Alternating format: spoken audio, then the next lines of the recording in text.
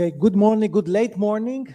I'm the lucky one. I'm substituting a colleague of mine, moderating this panel. In your written program, you have the original name of the moderator, Tiberius.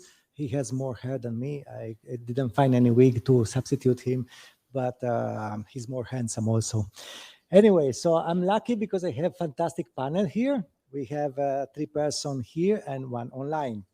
So I will make a short presentation first of our topic. It's a nice topic, pets that unite the world. And our speakers are, the first one next to me, we have Julia. And then we have Daniel Uritu. We have then Carlos, thank you. And Rocio online. Can you hear us, Rocio? Thank you very much. Very well. Thank you very much. So, first presentation. I will start next to me, Julia. Julia Stark is the president of European Women's Association. She's a keynote speaker, a board member, and a serial entrepreneur. In the last 15 years, Julia focused on building ecosystems and business bridges, establishing strategic, mutually beneficial partnership globally. She has experience in private banking. She was managing investment portfolio. Today, she is senator for Belgium for the World Business Angels Investment Forum. She's living in Brussels, offering strategic opportunities, connecting East and West. She's active in the startup and the scale-up scene, connecting founders to business angels and venture capitalists. As a president of the European Women's Association, she believes in the economical empowerment of women through education, entrepreneurship, and here, gender lens investment approach. She will explain what is gender lens investment approach. The floor is yours. Good morning. And it's always happy and it's a pleasure to see women and men mixed in this kind of economical sessions. Alberta, and extra thank you for your support and invitation here. So yes, I'm based in Brussels. This is our hub, and we've been active since 2013, connecting female founders to opportunities. And why women? Well, I think we are the 50% of the world population, but we don't own it yet properly when it comes to business and investments. So our main mission now in Brussels is to build these bridges, and we are an umbrella association. So that means any other organization that supports women in business can join us. Governments, we work with European Commission and ministries in different countries. We work with accelerators, corporates, and of course, entrepreneurs. And by bringing them together, we can increase chances to success. And in business, it's not easy. We've seen with COVID, we got disconnected, physically isolated. So we had to rethink the models. And I love the presentation, by the way, by the previous speaker. And I made some notes. And I think, yes, we have to rewrite our models. And it is about collaboration. And generally, women are quite good at it. Regardless of our backgrounds, we are very open to new opportunities in countries and cultures, which is quite important. So EWA, short European Women Association, we are represented in 9 different European countries.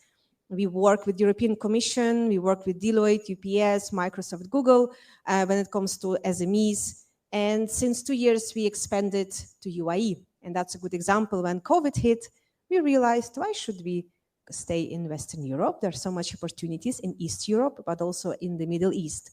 So we are now, we opened an office last year in Dubai, and we went to Riyadh, and now exploring Asia, like Singapore and Africa. So we are speaking with the first ladies of few African countries, and I'm so happy to see a few representations here as well, and I'm happy to network later on and see how we can build these business and investment bridges. Thank you.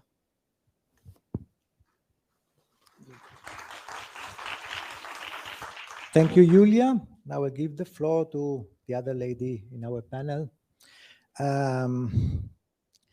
Rocio Aguiar, that I hope to see on the screen soon. Okay, thank you very much.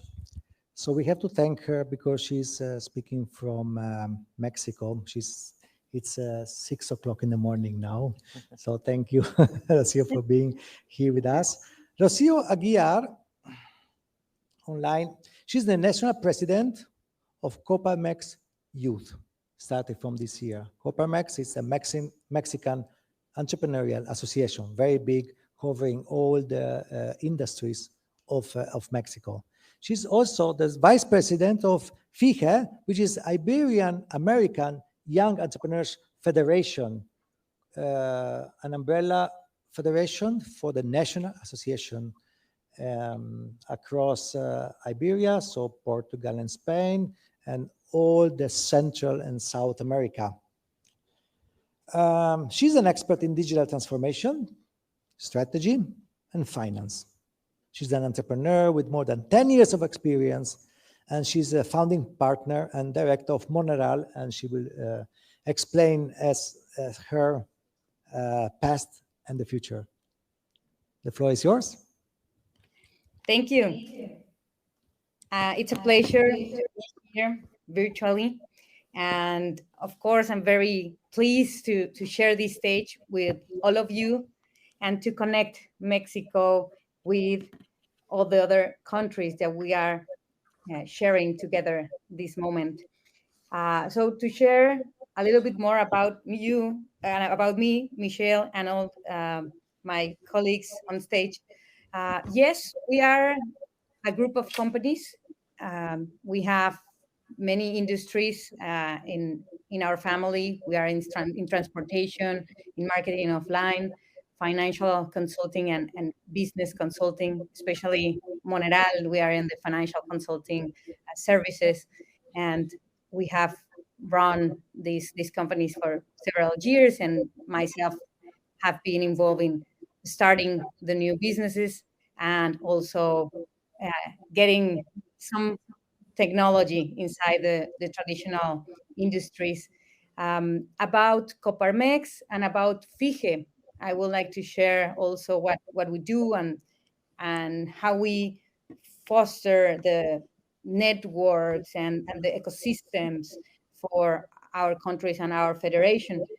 So FIGE, as you said, is this federation of Iberia that get together 17 countries alongside Iberia, especially with their main and biggest entrepreneurs associations in all these 17 countries.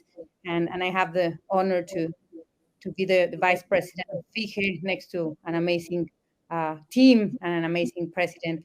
And one of those 17 business young entrepreneurs associations is Coparmex. Coparmex in Mexico has presence in more than 68 cities along our country, which is a big country, as you know, and in comparison to other countries. And in Coparmex, we have a national structure of 18 work commissions in different topics. Of course, many of them are focused on strength and foster the business and the business owners and the leaderships of all our members. But in Coparmex, we see three important areas about our activity. So one of those areas, of course, are the businesses. But the other important area is the person. We focus on the person and the dignity of the person as a catalyzer for businesses and for our country. So we don't only focus on the business growth, but we focus on the leadership of the business owners and the human part of each of these business owners. And in addition, we work strong on our country and the state of the country.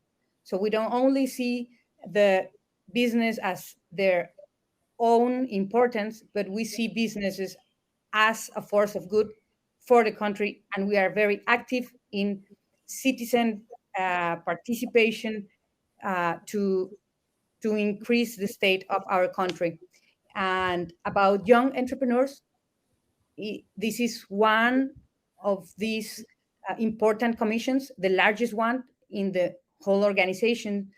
And we have 45 young presidents locally alongside the country that I work together with them to develop and execute many initiatives alongside the country so that we can increase the maturity of their businesses, of their leaderships, and of course, the state of their cities. That's the structure that we have, a powerful structure, and we have a full agenda of many topics to foster our entrepreneurship and business ecosystems inside Mexico, but also outside Mexico, as we are here right now with you all, and we are an active member of FIGE as Mexico. So I'm very honored to be here representing the whole FIGE, 17 countries, and Mexico, and share with you. Very happy to connect and strengthen our networks. Thank you, Rocio. Actually, when visited Mexico, I have a personal experience also with my colleague that Coparmex is incredibly strong association of entrepreneurship in Mexico, and across the Mexico, very strong also countryside and in the capital, and with a lot of activities too, and with a very good image also. So congratulations for your role in it. Thank you. I would continue now with our nice friend from Romania, Daniel Uritu. Daniel is executive president of the Young Entrepreneurs Association from Romania. He also represents Romania and his association as JEUNE, the Young Entrepreneurs Organization of European Union, which is similar to FIGE. It's the umbrella organization across Europe with members all across not only European Union, which is the name, but the whole Europe, so including Russia, Turkey, and so on. Daniel has over 10 years of experience in entrepreneurship, in accessing European funds. He implemented contracts and projects of over 10 million euro. He started 4 startups. The first one, he was still students, 19 years old. And his main areas today are production of construction materials and consulting for European funds. He's member in many committees for attracting European funds, social funds, and funds for regional development. Daniel, your presentation. Thank you. First of all, I want to say that I'm honored to be in front of you today. And also I want to congratulate Alberto for this event, which is already a tradition for AGPC and for JEUNE, for our organization. I want to say that this event and the events like this one already connect the world, because we are here people from all over the world, from Asia, from Africa, from Europe, South America, North America. So we're from everywhere, and we have common goals. This is what connecting us, I think, because all of us are organizations that support SMEs, support young entrepreneurs, support women entrepreneurs. So we have common goals. The previous panel was about business forum for Portuguese-speaking countries, but I don't believe that today, nowadays, the language is really a barrier or a problem for us, for entrepreneurs, and for uniting the world. Because in context of globalization, digitalization, there are a lot of ways that we can connect. We have a lot of platforms, social media, but what I truly believe is that the entrepreneurship can connect and unite the world, because the entrepreneurs are the drivers of economy and of all activities, economic activities in the world. What I truly believe is nowadays you can be everywhere and doing business in another country or in another continent. You can be located in Africa and buy goods from China, sell them in Europe in United States or vice versa.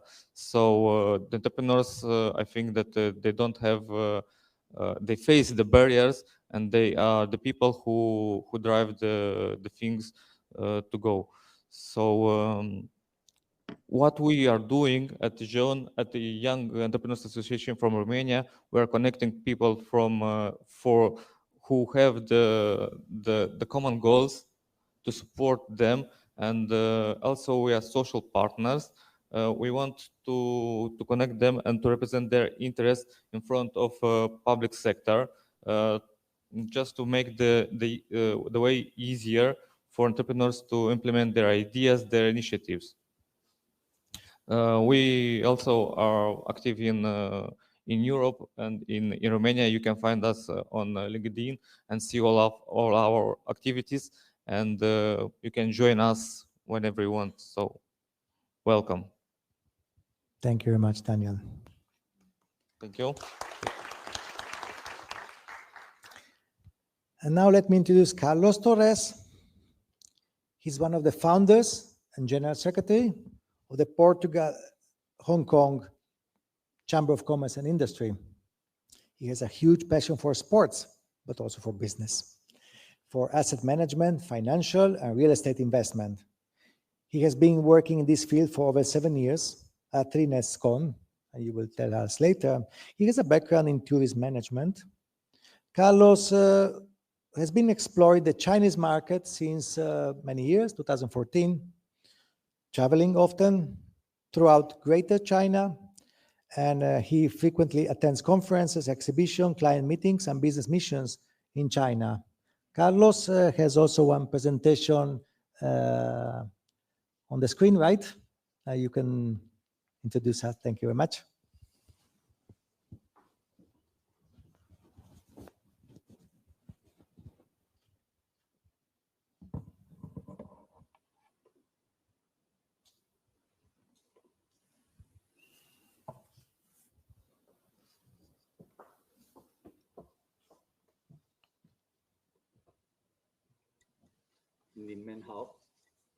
Hi, Nin Men Hao. Wo jiao Carlos Torres. Wo zai Purao Ya Xianggang Shengwei Gongzhuo. Wo bu wei shuo zhongwen. Now talking serious, I will translate to you. So I just said that I'm, hello everyone. I'm Carlos Torres. I'm the General Secretary of the Portugal-Hong Kong Chamber of Commerce and Industry. And the last sentence, so wo bu wei shuo zhongwen. I don't speak Chinese actually, but I thought it was funny to start like that. So thank you very much for everyone to be here. It's really a pleasure to speak in this event. I want to start just explaining to you how my path started in this world, at least this business and entrepreneurial path.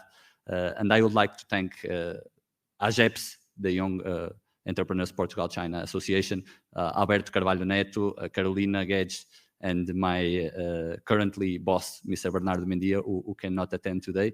But they are the ones who encouraged me, helped me to start this path with connecting Portugal and China. So when I was still a student with 19 or 20 years old, I was invited by AGEPS to go to Macau to be a volunteer on one of their missions in Macau in 2014, if I'm not wrong, or 2013.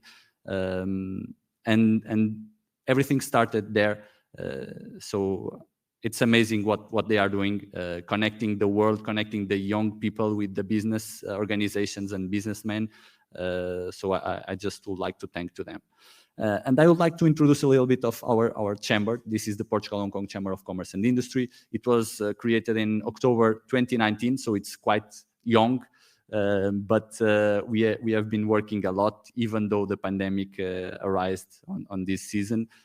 So we are doing a lot of online things, but also physical. This is our chamber, PHKCCI.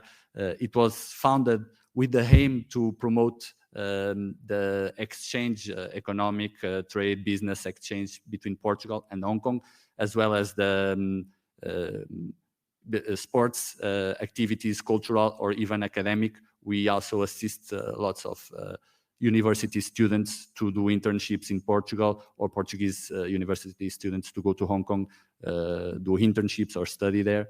And this is our main focus, is to provide good opportunities between people from both territories, create good networking events. That's what we have been doing in the past almost 3 years. Talking about this topic, which is the paths that connect the world, both territories have huge jobs in this matter. Hong Kong is a special, as you know, is a special administrative region of People's Republic of China. Actually, this year it marks the 25th year of the handover from UK to China of Hong Kong. So I would like to invite you, since we are talking about it, next week we'll do a huge event in Lisbon, celebrating this handover, which is the Hong Kong Seminar in Europe. So if anyone who is in here would like to participate, just let me know in the end. It's a closed event only for our guests. It will be big, around 200 participants, and many people from Hong Kong and from European Union will come to speak about Hong Kong and the opportunities that are uprising there. So just to let you know that Hong Kong, it's the place to be if you want to do business in China, in mainland China, or in the Asia-Pacific region, especially due to its location. And then Portugal represents the same for the Portuguese-speaking countries in Africa and Latin America, and also for the Portuguese immigrant communities, huge immigrant communities that we have all over the world. Then one more thing that I would like to highlight and let you know how we are contributing and working on paths that connect the world. So we are always trying to be part of organizations which are doing these jobs. So we are members of the Portuguese network of chambers of commerce worldwide. Last week there was a meeting about these chambers. I think it's around 62 now. AGAPC, it's also one of the members representing China. We are the member representing Hong Kong, and there are, I think it's around 60 members. They did a meeting last week in Fortaleza in Brazil. Next year, we'll do the same in Santa Catarina, Florianopolis in Brazil. And in 2024, it will be in Hong Kong. So we are all invited to go to Hong Kong for this as well. And I would like to highlight also the Federation of Hong Kong Business Associations Worldwide. It's a very similar entity which aggregates all the chambers of commerce from Hong Kong worldwide. So our chamber is one of them. Our president, Mr. Bernardo Mendy, is the general secretary of this federation. And we are hosting their forum this year in Portugal, also next week. And there are more associations like this. We are also members of the Silk Road Association Alliance. And we think this is one of the paths, one of the ways that we can connect everyone, keep creating networking, because everyone on these associations are thinking the same way. So I just would like to show you what we also are doing and what we recommend everyone to do. I will take this opportunity just to show a little bit and highlight the advantages of Hong Kong. I think Portugal, you already know. So I would like just to speak a little bit about Hong Kong, the favorable factors to go to Hong Kong and the major businesses that works in the territory. So I think you all know, I've mentioned it already, the geographical location is one of the highlights of Hong Kong. Then you have the high developed communication, transportation, and other infrastructures, so that you have an idea. The Hong Kong airport is one of the airports with more traffic, even for passengers, people, or cargo in the world. And then it's very easy to go from the airport to Hong Kong city center, and even from Macau or to mainland China. You can take a direct ferry from the Hong Kong airport to Macau, for instance, and you can also do the opposite. You can be in Macau and do the check-in in Macau to your flight in Hong Kong. Then you just take the ferry directly. This is just an example of their infrastructure nowadays. And I would like to highlight their simple tax system and low tax rate. People might think that, oh, it's too expensive to go to Hong Kong, it's too far to go to Hong Kong. There are very good opportunities. If you want to expand your business to Hong Kong, if you want to open a branch, office, or a showroom, a co-working space in Hong Kong, there are really lots of opportunities. I invite you to speak with a lady who is Miss Paula Kent, who is downstairs in the exhibition area. She's the head of Hong Kong, Invest Hong Kong in Brussels. And they do an excellent job assisting companies who want to move to Hong Kong or develop their business there. So you go ahead and speak with her. In terms of business, of course, financing and banking, that's what about Hong Kong is known for. Then you have the import-export trade and logistics. Hong Kong is doing very well about it. It's also a place to start and then go to mainland China. So you can start in Macau or Hong Kong, and then you move to China. And I will also highlight their consultancy services like accounting, lawyers, professional business and education services, as well as tourism. I think it's around 25 million people visiting Hong Kong every year, if I'm not wrong. Just to give you a highlight about the tax system, they don't charge VAT, GST, sales tax, capital gains. You can see their estate duty, global taxation, no wine duty since 2008. It's one of the first countries in the world which is not charging wine duty. And in here you can compare a little bit of the taxes. I would highlight the corporate tax rate, which is 8.25% until your first 200 million euros of profits, not invoicing, it's profits. So if you make less than 200,000 euros per year, you will only pay 8.25% corporate tax rate, and there is no VAT, so 0% VAT. Even if compared with Singapore, which is also a very good example, Hong Kong is still better.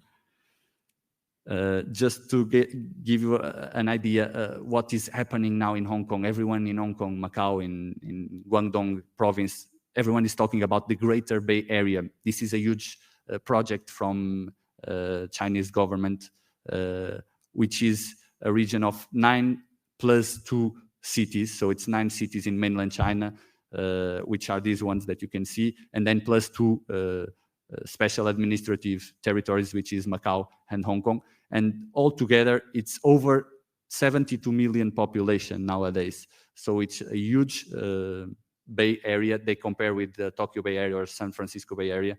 And I just would like to show you what's the potential of the market in this region. And that's what I would like to highlight. I'll be available for anything you need in the end.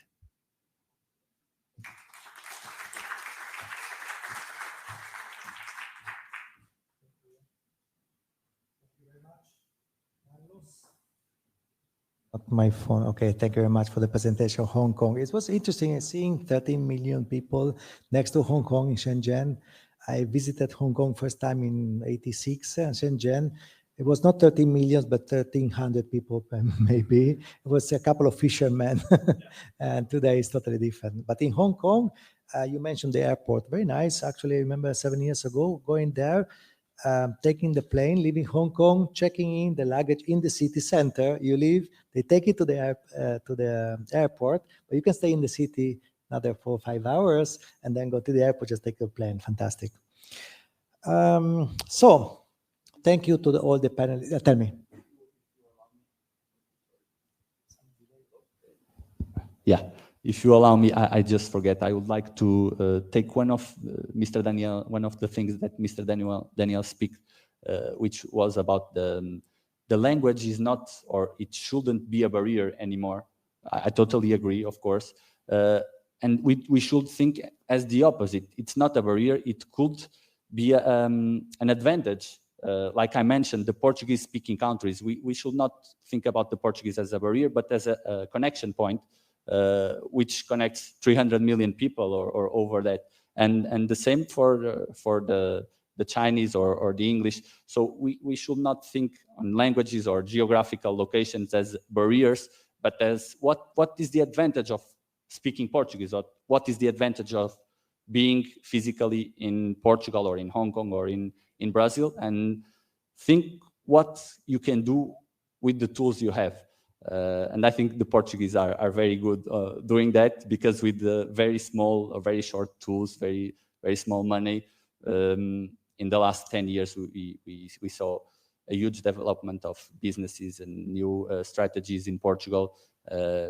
People needed to do something, and when we need, we do it. And I would like just to highlight that. Just don't think on the negative side, and think on the positive and what you can do with what you have, and then you will succeed. Thank you. So after your nice presentation, I will introduce myself, your favorite moderator. I'm Italian, but I live since 30 years in Central Europe, in Budapest, in Hungary. I'm a former entrepreneur. I sold all my companies many years ago to multinationals. I was active in 4 countries, in Italy, in Hungary, in Romania, and Croatia. Today, I just work pro bono for international organizations, non-profit NGO, foundations, and associations across Europe, from Brussels and all across Europe. Power of ecosystems. So our panel here is focused on the importance of connections between each other.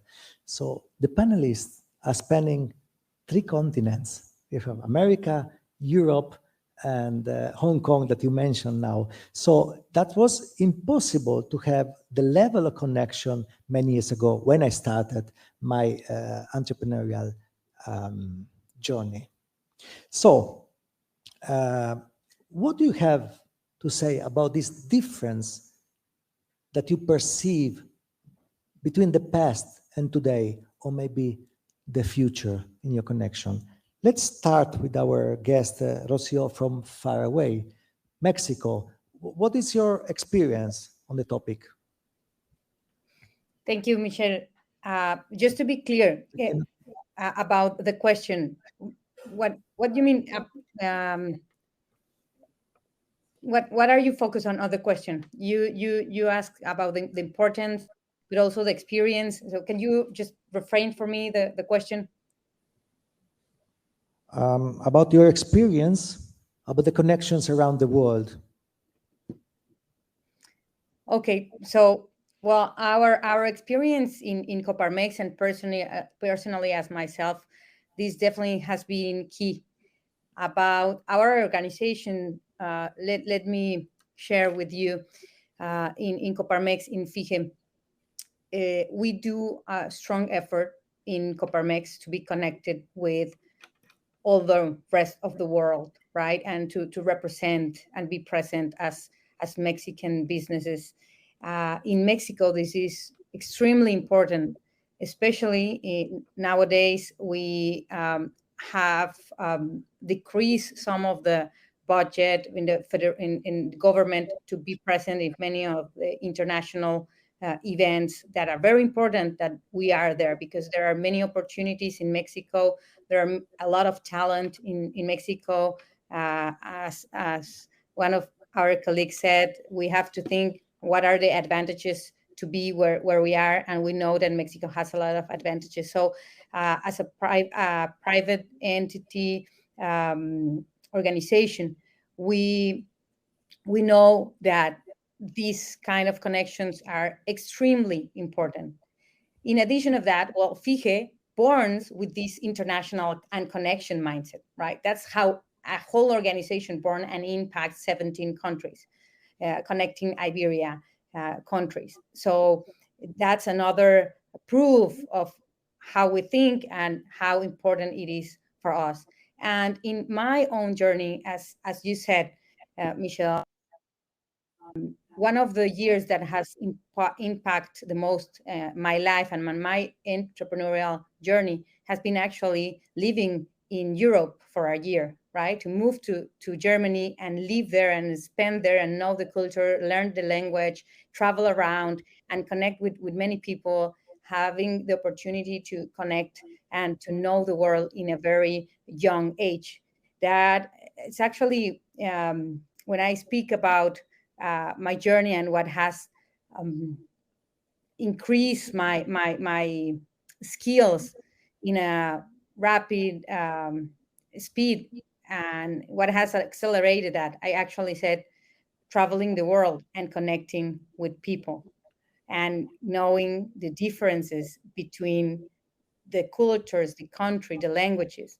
But I would say it's not only about knowing the differences, but the most important is to know what is similar to every one of us around the world, and that we are all humans. It doesn't matter what country we live in or what is our culture or our religion. And when we can connect with the person, no matter where they are, you can connect with the business, with the culture, with everything. So we definitely know that this has been key, and we have helped many businesses to grow thanks to these connections and to have this mindset about uniting different countries and different business cultures. Thank you. I invite the speakers to take the microphone at any time to answer the question to each other.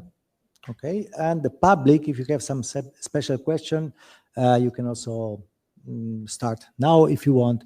But in the meantime, I want to ask you, in your experience, can you tell me some example when then networking that you built in the past brought some positive or useful experience or useful result? Well, I think networking is the key to most of the successes entrepreneurs have. And often it's been underestimated among many of our members as well. Well, we've been many of our companies, organizations were organically growing pre-COVID times. So we have this economy pre and after COVID. In our case, we've been around since 2013. And we grew organically. We had some partnership with the Flemish government. We did yearly conferences in London in June. So we were actually quite comfortable till COVID hit. And then suddenly 90% of our business, which was offline, that stopped. So we had to ask ourselves the question, how do we survive as an organization? And that was quite tricky, the few months of brainstorming. And again, looking back, what helped us change the model and the business model and the ecosystem was actually this kind of conferences, and building your reputation, your social capital, helped us to go from quite, I would say, well, local Western European ecosystem to more global one. So by making few calls and connecting to people that already trust you and you build relationship with, we could suddenly do our first Abu Dhabi. We did events in Riyadh in February this year. So networking is crucial, and it's a non-stop investment of your time that you probably, audience here, understand the value of it. Giving a practical example, we opportunity trips. During those opportunity trips, we select 15 founders and we travel to potential countries that they want to expand to scale to, or find partners in. So we did it. Expo was there. Most of the countries were closed. We couldn't travel, but we thought, like, why not go to Dubai, do Expo 2020. We connected with the Ministry of Economy, and they set up meetings for us with the most countries we wanted to visit. So that was like the best, I think, decision we ever made. It was quite hard though, but still, it was a great investment of time and money of our members. So we would, for example, do the matchmaking sessions with the scale-ups, because we attract entrepreneurs who already have a certain MVP at least, who have some traction and they need to expand. And the results were amazing. Maybe it's because post-COVID, I don't know. But when the matchmaking was quite, easy, because people were hungry for opportunities. And many Belgian country, it's very, very small. So not many founders can scale there. So by bringing them outside of Europe, connecting them to US investors, to Saudi investors, it gave them the opportunity to make deals quite fast in Dubai, by the way. So that was a strange way of networking that really helped. The same with setting up companies became easier. Most of the countries are investing a lot now to attract investments and talents to their country. So most of the ministries, they are welcoming our association openly and giving us the resources and the team and the time to help them establish they are investing. And when it comes to women, it's a challenge in the most countries worldwide. So most of the governments also invest in female entrepreneurs to have more gender equality there. So networking is like the biggest of the best investment I ever did in my life. And I really advise to everyone to continue connecting to each other, especially here, because you'll never know. And maybe in a few years we'll sit together. So before I continue, I'll tell you my experience when I went to a new country to open a company. I immediately joined the Italian chamber, the British chamber, the American chamber. And after a few years, I discovered that half of my turnover, half of my clients were coming from the networking activity of the chamber. So how many associations are you member of? Actually, I don't know because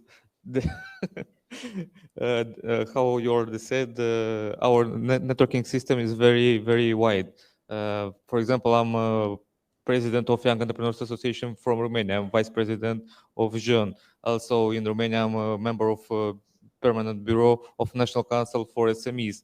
I'm a member in many committees, and all of these organizations and committees are my system of networking, you know, and it's, of course, it's crucial for every entrepreneur to have its system of networking, because all of the stakeholders are part of this system, and even your clients, your banks, I don't know, government, there are stakeholders, and they are part of your networking system, and it's very important to be close of them.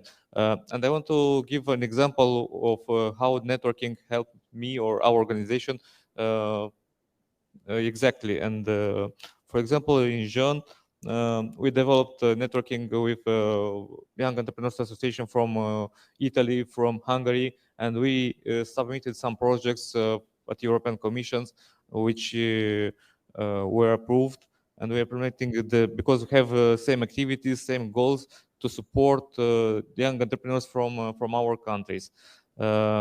Even if the countries are different, the goals are the same in each country. So I think that networking is crucial for everyone, not only for entrepreneurs, but even for each person. Let me see the public. So can you raise your hand if you are a member of 2 or more associations? A good number of people. So this is a good sign. And can you raise your hand if you think that it's positive to be a member of this association? Again, so Carlos, you're member in your chamber. You're leading an important chamber. So they join, why? That's a good question.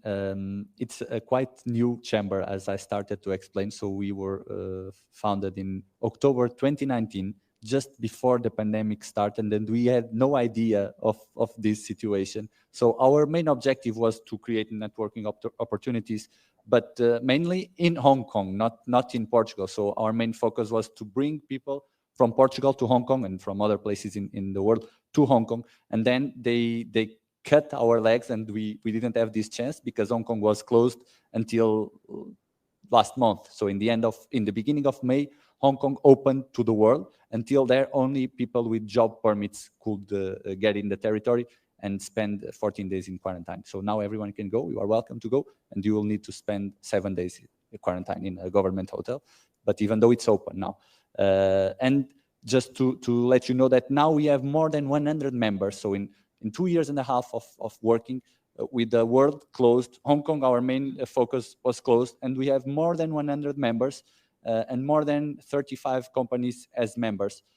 So you can understand how this is important for people and for companies to be part of these organizations. Answering to your question, I think the main purpose of our members to be present in the chamber is for the networking.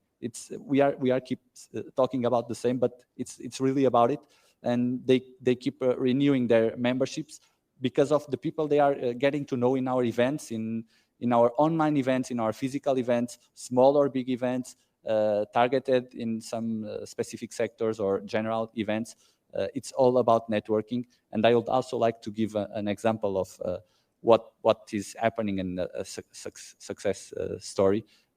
Starting with the missions of AGEPS in Macau. That's where I started my path, if you remember, in Asia. And they are still doing it. Of course, with the COVID, they are not doing physically yet, but we will do it the same. And usually every year they used to take more than 100 businessmen from Portugal and from Portuguese-speaking countries to Macau. And lots of these businessmen and companies, Portuguese companies, met for the first time in Macau. And even though they are from the same country or even from the same city, they might be from Porto, but they met in Macau. And they are doing business together because they understand when they speak the first time in Macau that they focus the same public, even though it's different businesses. They can work together, they can collaborate, like Mr. Falmis was telling in his last speech.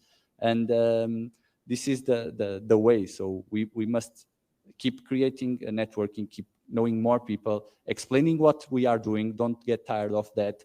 Listen what other people are doing, find the connection points, and let's collaborate, work together, create more networking, and do business. That's our main focus. And if you allow me, I would just like to highlight that I started as a volunteer in these AGEPS. And now I'm still a volunteer in this Portugal-Hong Kong Chamber of Commerce and Industry.